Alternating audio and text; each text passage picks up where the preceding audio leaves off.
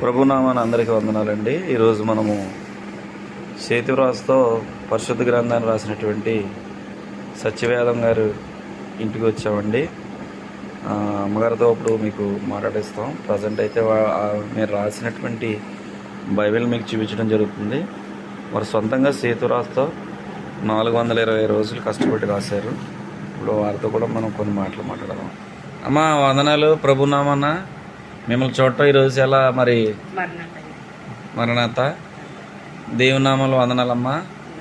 ఈమెనండి సత్యవేదమ్మ గారు. ఈవిని ఈరోజు చూడటం దేవుని యొక్క మహాకృప అండి. వీరు రాసినటువంటి ఆ యొక్క పరిశుద్ధ గ్రంథాన్ని వీరి చేతితో రాయడం జరిగింది. అమ్మా ఎన్ని రోజులు రాశారు మీరు? 422 రోజులు రాస్తున్నాను. మీకు దేవుడు ఇది రాయాలని ఆలోచన ఎలాగొచ్చింది? ఆలోచన ఎలాగొచ్చింది అంటే, మరి ఒకప్పుడు పెద్దలు చెప్పిన మాట నాకు వేదవాక్యంగా అనుకున్నాను.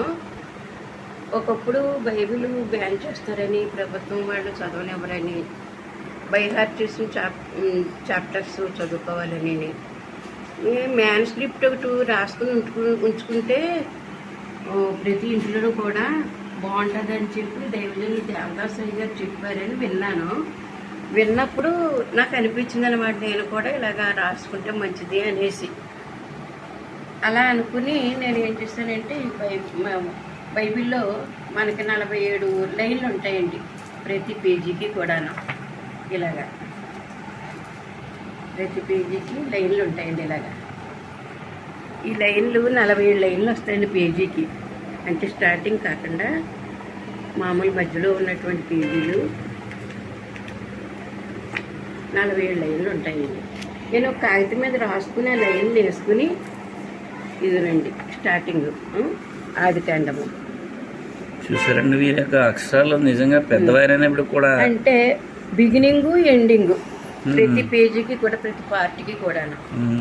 అలాగే ప్రతి పేజీలో కూడా 47 లైన్లు రాసుకుని ఒక కాగితం మీద నేను ప్రెస్ దగ్గరికి వెళ్ళి ఇలాగా ఈ చివరి మార్జిన్స్ ఉండాలి, మధ్యన డివైడింగ్ ఉండాలి, 47 లైన్లు రావాలి నాయన అని చెప్పానండి అతనితోటి. అలాగా 300 పేజీలు సింగిల్ రూల్స్ ఆంధ్ర పేపర్ తీసుకుని అతన్ని 4 పుస్తకాలుగా చేయించమని చెప్పానండి అతనితో, ప్రెస్ అతనితో. ఎప్పుడైతే చెప్పానో అతను ఏం చేస్తాడంటే, మాకు పరీక్ష పేపర్లు అవి వేస్తుంటాడు అతను. క్వార్టర్లీ పరీక్షలు, హాఫర్లీ పరీక్షలు, యాన్యువల్ పరీక్షలు టీచర్గా చూసాం కదండి. అతను ఆ ప్రెస్ అతను మనకు అలవాటు బాగా. అందుకు చెప్తే అప్పుడు మా అలాగే చేస్తాను మేడం గారు అని 4 పుస్తకాలు చేయించానండి. ఇలా బైండ్ ముందు ఇలాగా ఒకే బైండ్ అయితే మరి నేను రాయలేను కదండి, పట్టుకోలేను కదా. అందుకని చెప్పి 4 పుస్తకాలు చేయించాను అనమాట అండి. ఇలాగా ఇవి 4 పుస్తకాలు అండి. ఇవి చూసాను. పాత నిబంధన ప్రత్యేకంగా 3 పుస్తకాలు అయ్యాయండి. కొత్త నిబంధన ప్రత్యేకంగా 1 పుస్తకం అయ్యిందండి. ఇవి 4 పుస్తకాలు అనమాట అండి. ఈ 4 పుస్తకాలు అప్పుడే పూర్తి చేసేసిన తర్వాత అప్పుడు ఇవి మా పిల్లలు ఏం చేస్తారంటే, బయట చేయించాలి బాబు అని అంటే జిరాక్స్ కాపీలు తీయించండి. ఆ కాపీలు ఇలా బయట చేయించారనమాట. అది ఇలా బయట చేయించిన తర్వాత ఇంట్లో పిల్లలందరికీ తలా ఒక కాపీ నేను ఇవ్వడం జరిగిందండి. నాకు 4 అబ్బాయిలు, ఒక అమ్మాయి అండి, 2 తమ్ముళ్ళు. అలాగా అన్ని కాపీలు తీయించి పెట్టారనమాట అండి. అయితే ఇది పెట్టిన తర్వాత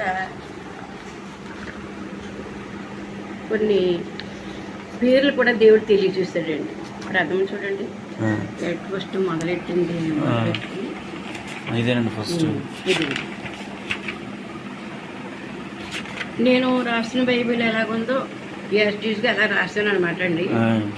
అందుకు ఇదిగో తర్వాత మళ్ళీ మా పిల్లోడు చెప్పాడు 2వ భాగం.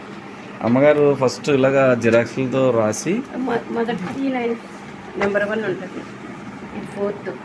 చాప్టర్ 1లో రాసుకుని chapter 2, chapter 4, chapter 1, chapter 2, chapter 4 ఇలాగ 4 నోట్స్లు రాసుకుని వారు మళ్ళీ దాన్ని మళ్ళీ ఒక బైబిల్ కింద వారు జిరాక్స్ కాపీని మళ్ళీ తయారు చేయడం జరిగింది. అమ్మా, ఇది మీరు ఫస్ట్ ఇది రాసినప్పుడు మీకు ఎంత టైం పట్టింది? ఈ 4 ఈ 422 రోజులు అంటున్నారు కదండి. 422 రోజులు. ఓకే, చెప్పండి. అయితే 4 సంవత్సరాలు పట్టింది, మధ్యలో రాయలేదు. కొంచెం నాకు డిసీజ్ వచ్చిందండి ఆ, చేతులకి, ఆ, ఈ పగుళ్ళు పగిలి పెన్ను కూడా పట్టుకోలేకపోయేదాన్ని. ఆ, అందుకని మానేశాను. ఏ, మరలా రాయడం జరిగిందండి. ఓకే. అది ఇప్పుడు ఇది ఫస్ట్ బుక్ అండి. ఏ, ఇందులో కొన్ని గ్రంథాలు రాసిన తర్వాత ఏ, అప్పుడు మళ్ళీ సెకండ్ బుక్లోకి వచ్చాను అనమాట అండి. ముందే చేయించేసుకున్నాను ఇవన్నీ కూడా. ఏ, ఇదిగోనండి ఇది ఇంతవరకు వచ్చింది. 2వ సమయాల గ్రంథం 24 వచ్చే వరకు వచ్చిందనమాట అండి ఇది.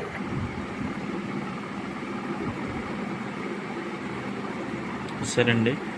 99లో మొదలు పెట్టారు అమ్మగారు. ఆ అది పుస్తకాల్లో ఉంటుంది చివరి వరకునండి. సరే, నిజంగా వీరి ఓపికి దేవుడిచ్చిన జ్ఞానం బట్టి వీరు చేయడం ఫస్ట్ జరిగింది. బుక్ అండి. ఆయన బిఎస్సీ బిఈడి ఆ, రావులపాలెం గర్ల్స్ హై స్కూల్లో సోషల్ స్టడీస్. ఆ, నేనేమో ఎల్ఎఫ్ఎల్ ఇచ్చాము. ఆహా, ఈ ఊర్లోనే మెయిన్ స్కూల్లో పనిచేసేదండి. రావులపాలెం మెయిన్ స్కూల్లో మొత్తం 33 సంవత్సరాలు సర్వీస్ అండి. నాకు రిటైర్ అయ్యాను. మా వారైతే కనుక ఆయన వాలంటీర్ రిటైర్మెంట్ పెట్టుకున్నారు. ఎందుకంటే సేవ నిమిత్తమే కుదురుతా లేదని వాలంటీర్ రిటైర్మెంట్ తీసుకున్నారండి. మీ అబ్బాయిలు ఇప్పుడు ప్రజెంట్ ఏం చేస్తున్నారండి? ప్రజెంట్ పెద్ద బాబు ఏమో అంబాజీపేట మిషన్ హాస్పిటల్కి మేనేజర్ అండి. ఆయ్, ఇప్పుడు ప్రస్తుతం అక్కడ ఉన్నారు, అధికారిగా ఉంటున్నారు. ఆహా, ఆయన ఇప్పుడు రామచంద్రపురం రాజమండ్రి సంస్కార కార్యక్రమాలకు వెళ్ళారు. వేళ ఆయ్, ఇక్కడ అయిపోయిన తర్వాత రాజమండ్రి వెళ్తారు, సుదికొండ, ఎర్రకొండ, రామచంద్రపురం అలాగా ఆ, ఇలా ఓబలంతా. ఇప్పుడు 2వ బాబు హెల్త్ ఆఫీసర్ అండి. 3వ బాబు ఈయన నోవా గారు. 4వ బాబు ఈ ఐ రిఫ్లెక్షనిస్ట్ అండి. ఇక్కడే క్లినిక్ ఉంది, ఐ క్లినిక్ ఉంది రావులపాలెంలో, ఆహా, కళ్ళ డాక్టర్ గారు. కళ్ళగట్ట. ఓకే, ఓకేనమ్మా, చాలా మంచి విషయాలు చెప్పారు. కూడా సేవ చేస్తారండి ఆహా. ఊళ్ళోను. అలాగా బిడ్డలందరూ కూడా సేవలు స్థిరపరచబడ్డారండి దేవుని కృపను బట్టి. ఇది రాయాలని దైవజనులు దేవదాసరాయ్ గారు చెప్పారండి. మ్యానుస్క్రిప్ట్ ఒకటి ప్రతి ఇంట్లో కూడా ఉండాలన్నారని బా, దాన్ని బట్టి రాయటం మొదలు పెట్టాను అన్నమాట. ఎంత ధన్యతని దేవుడు ఇచ్చాడు మీకు. నిజంగా ముంగమూరు దేవదాసాయి గారి యొక్క నోటి నుంచి ఇచ్చిన మాటను మీరు నెరవేర్చారు. నెరవేర్చుకోవడానికి నిజంగా నెరవేర్చడంలో కూడా మీరు చాలా కష్టాలు పడి ఉంటారు. మరి నిజంగా ఎన్నో ఇబ్బందులు వస్తాయి, అయినా కానీ ఆ కార్యాన్ని నెరవేర్చారు. అది కానీ అన్నిటికీ చేయడానికి ప్రముఖుడు ఆయన, దేవుడు. చేసుకున్నాడు ఆయన. దేవుడు మీ యొక్క ద్వారా ఆ కార్యాన్ని జరిగించాలి, ఈ లోకాన్ని చూపించాలని చేయించాడు. ఆ తర్వాత ఈ పుస్తకం గ్రంథం రాసేటప్పుడు కూడానండి ప్రసంగానికి వెళ్తూ ఉండేవాళ్ళం, భార్య భర్త ఇద్దరం కూడా. ఎక్కడికి క్రిస్మస్లకి, రాకడ పండుగలకి, మామూలు కృతజ్ఞత కూడికలకి, సంఘాలు నేను రామచంద్రపురం, ద్రాక్షారం, కాటవరం ఈ ఊర్లన్నీ కూడా అలాగా బయట నుంచి వచ్చి మరలా రాత్రికి వెళ్ళిపోయేవాడు. మళ్ళీ పొద్దుపోతే అక్కడే ఉండిపోయి ఉదయం మరలా వచ్చేసి ఎవరి స్కూల్కి వాళ్ళకి వెళ్ళిపోయేవాడు. అలా చేస్తూ ఇలా రాసుకుంటూ నిజంగా అటు దేవుడి పని, ఇటు వృత్తి ధర్మం, వృత్తి ధర్మం, ఇటు ఏమో పిల్లల్ని చక్క పెట్టుకుంటాం. పెట్టుకోవడం ఈ విధంగా జరిగింది. నిజంగా మీ యొక్క జీవితం చాలా అమోఘం అండి. అటు దైవ సేవ, ఇటేమో వృత్తిపరంగా ఓ దేవుని కృప. నిజంగా చాలా వందనాలమ్మా. ఎందుకంటే మీరు మీ యొక్క చేసిన కార్యాలు నిజంగా దేవునికి చాలా గొప్పవే. ఎందుకంటే ఇలాంటి వారు, మీలాంటి వారు ఎక్కడ కనిపించరు. కానీ మీలాంటి వాళ్ళు చూపించాలనే సరే మేము సమయం తీసుకుని మీ దగ్గర రావడం జరిగింది. చాలా థ్యాంక్స్ నాన్న. వీరు కూడా సత్యవేదం గారి వారి యొక్క భర్త గారు జోనత్తాన్ గారు అండి. వారు కూడా దైవజనులు అండ్ టీచర్ గారు. నిజంగా చూసారా, వీరు దేవుని యొక్క సేవ చేస్తూ అటు మరి ఉద్యోగరీత్యా బాధ్యత నిర్వర్తిస్తూ దేవుని పనులు ఎంత క్రమశిక్షణగా ఉన్నారు అంటానికి నిజంగా సత్యవేదం గారు, జోనాథాన్ గారు వీరి యొక్క మంచి మరి దేవుని క్రమశిక్షణ అని చెప్పాలి. అలాగే సత్యవేదం గారి వారి కుమారులు, వారి కోడలు గారు, వీరు కూడా దైవజనులు అండి. వీరు బైబిల్ మిషన్లో సేవ చేస్తారు. నాకు వీలైనప్పుడల్లా వెయ్యి స్థుతులు చదువుకోవడం, చేసుకోవడం అనేది అలవాటు ఉంది నాకు. అయితే నాకు ఒక ఆలోచన వచ్చింది, బైబిల్ నుంచి నేను ఎందుకు తీసి రాయకూడదు అనిపించింది నాకు. అంటే వారు రాసినవి కాకుండా నేను ఎందుకు బైబిల్ కొటేషన్స్ తోటి రాయకూడదు అని ఆలోచన వచ్చి ఈ బైబిల్ రాసేసిన తర్వాతేనండి ఈ మధ్యకాలంలో 2021 ప్రాంతాల్లో కరోనా టైంలో ఈ పుస్తకాలు రాశాను అనమాట. సత్యవేదం గారు 1000 స్థుతులు కూడా వారి యొక్క స్వహస్తాలతో రాశారండి. 1000 రాశాను. ఇప్పుడు ప్రస్తుతం నిజంగా 13,000 స్తుతులు మొత్తం ప్రకటన గ్రంథం వరకు. మీరు మామూలు వారు కాదండి. నిజంగా వృద్ధాప్యంలో కూడా దేవుని పని చేస్తున్నారంటే దేవుడు ఇచ్చిన శక్తి. వీరి కోసం మీరు అందరూ ప్రార్థన చేయండి. ఎందుకంటే వీరి యొక్క జీవితంలో దేవునికి ఏ విధంగా సహాయపడాలో రాబోయే తరాలకు వీరు చూపిస్తున్నారు. నిజంగా వీరు రాసినటువంటి చేతిరాతో రాసిన బైబిల్ కానీ, ఈ 1000 స్తుతులు కానీ, వీరు రాసినటువంటి ఈ బైబిల్కి సంబంధించినటువంటి నోట్సులు కానీ నిజంగా చాలా అమోఘం అండి. ఎందుకంటే ఈ స్పీడ్ యుగంలో ఈ ఎవరికి తీరిక లేని ఈ యొక్క మరి పరిస్థితుల్లో వీరు వృద్ధాప్యంలో ఉండి వారు మరి రెస్ట్ తీసుకోకుండా దేవుని పనిలో ఇలా చేస్తున్నారంటే మనం ఎంతైనా తెలుసుకోవాలి. అమ్మగారిని బట్టి ఎంతైనా నేర్చుకోవాలి. వారిని నేను ఒక ఛానల్ ద్వారా చూసి వెంటనే వారిని కలవాలని నేను మధ్యాహ్నం ఫోన్ చేయడం జరిగిందండి. అమ్మగారు అయితే రెండు బాబు వచ్చి కలవండి అన్నారు. నిజంగా వచ్చిన వెంటనే చాలా బాగా రిసీవ్ చేసుకున్నారు. దేవుని ప్రేమను బట్టి వారు మేము అడిగిన విషయాలని చెప్పారండి. నిజంగా వీరికి మా ఛానల్ తరఫున చాలా ధన్యవాదాలండి.